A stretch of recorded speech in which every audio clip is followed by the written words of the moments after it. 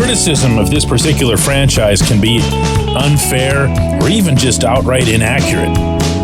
But when you're talking about the simple, basic question that any fan anywhere fairly poses over the course of an offseason, I mean, good morning to you.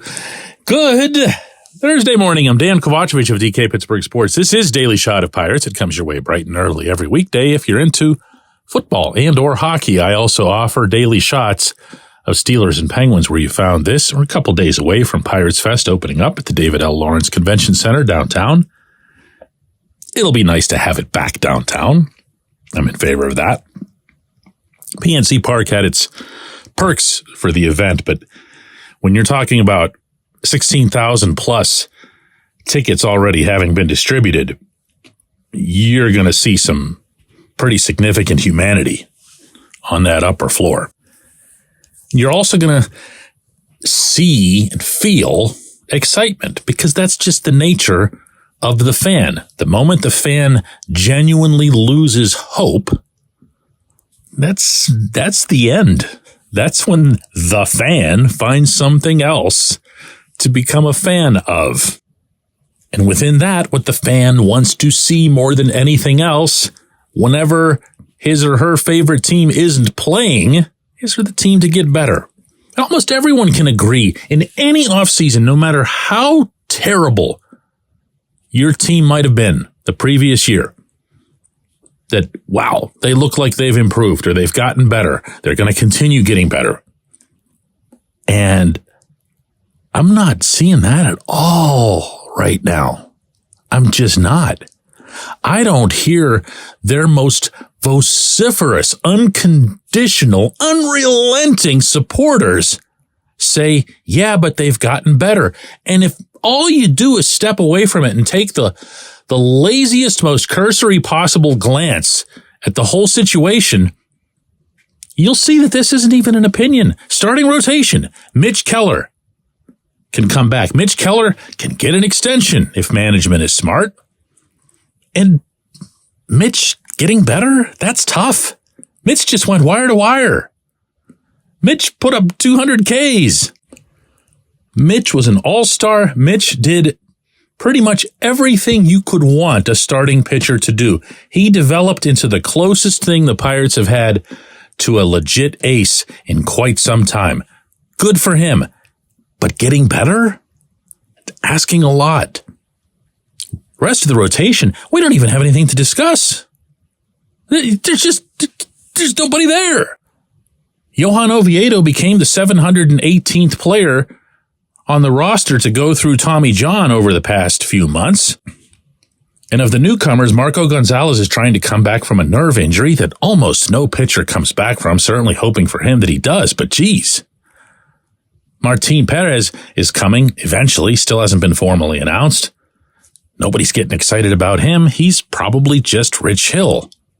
Not that Hill was bad, but again, we're talking about getting better. The bullpen might, I guess, at some point get better, but it won't be where it matters most because David Bednar was tremendous in 2023.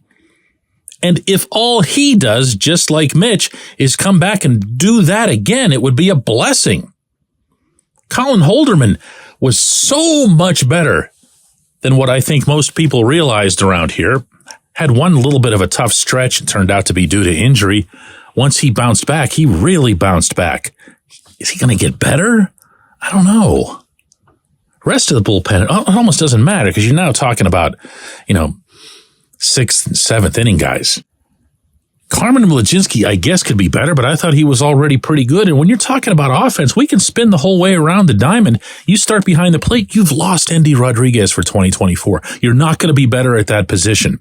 You might see better overall performance from Henry Davis. He's got a lot more in his bat than what he showed, and he can only get better defensively. Jason DeLay had some of the luckiest hit results that I've ever seen in covering this sport.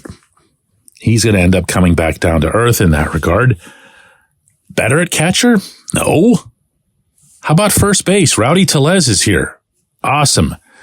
unless things change, he'll end up platooning with either Connor Joe or Jared Triolo or something like that.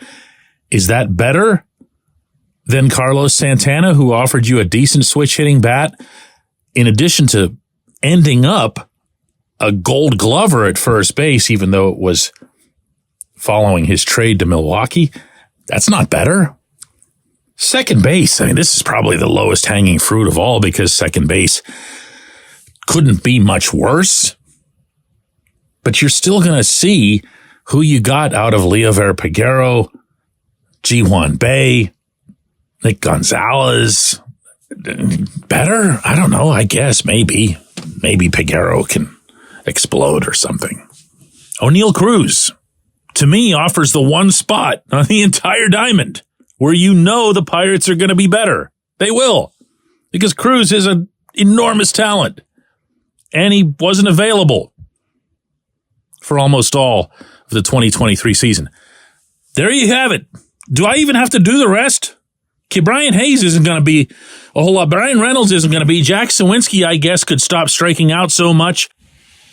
And right field is going to be just a continuing run of science projects. You have Kutch at DH and a lot of the same guys on the bench. It's either the same team or worse because of the state of the starting rotation. And I don't even know the date. Let me check the exact date.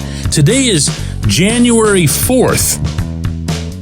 Pitchers and catchers report in 5.5 weeks. That doesn't mean it's too late, but, it's getting dark outside. When we come back, J1Q. This portion of Daily Shot of Pirates is brought to you by our friends at North Shore Tavern, that's directly across Federal Street from PNC Park. It's home of Steak on a Stone, an eating experience, underscoring the word experience. The steak is brought to you partially cooked on an 800-degree stone, and you do the rest. It's a ton of fun, it's a great meal, and it's a baseball atmosphere like no other in Pittsburgh. North Shore Tavern, right across Federal Street from PNC Park. Your front door, your car, your bike, your computer, your gun.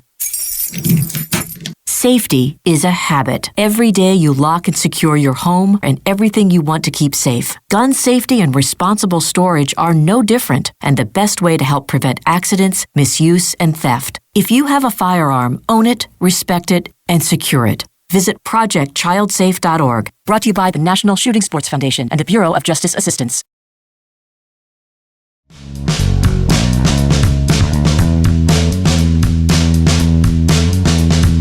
Today's J1Q comes from Craig, who says, "Hey, DK, is there any chance whatsoever that the Pirates have been waiting to announce something, anything, right before Pirates Fest to try to dig out of their PR hole?"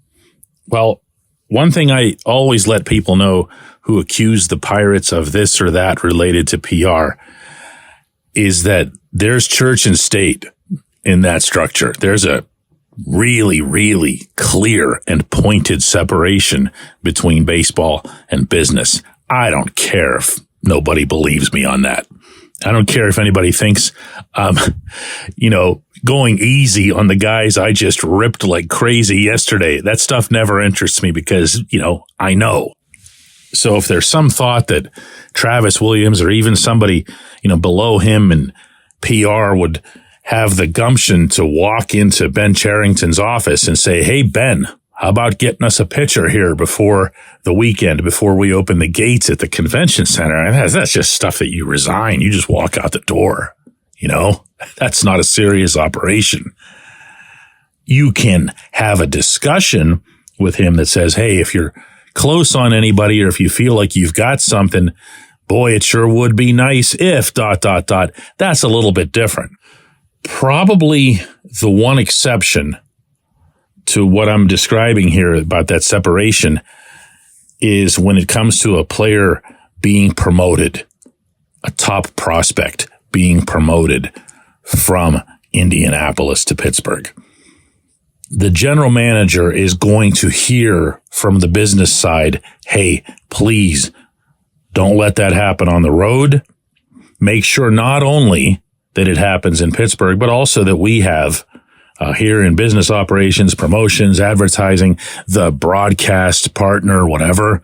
Make sure that we have the ability to build this up properly and monetize it. That's just what a smart business would do. That's not a knock. And over recent years, and going back to Pedro Alvarez, Garrett Cole, and others who've made their way, I mean, I can go before that to Kutch when he came up. Everybody knew, and in turn, the public knew, and the public wasn't going to get ripped off of at least the opportunity to say, hey, I was there for so-and-so's first game. But otherwise, Cherington is, well, he's not very different from Neil Huntington in a ton of regards. They have all kinds of similarities. But he's certainly not on this front either, meaning everything just stays in its lane to the extreme. And sometimes I wonder if this is good or bad for them, but to the extreme that there's not really a whole lot of contact with the outside world. There's not a whole lot of internal reaction whenever something is, I don't know, spoken or written that's critical about them on the outside. When you let them know, whether it's GM, manager, or whoever, about this or that might have been written or said somewhere, and including my own stuff, more often than not, you'll get something back like, oh yeah? Huh, that's interesting. But you won't get a, yeah, I saw that. What was that all about? No, they didn't see it. They didn't see it. And whether that's a Cherington mindset or whether that's something that's just a continuation from the Huntington, it might go back to Dave Littlefield, who really wasn't any different in that regard either. But yeah, no.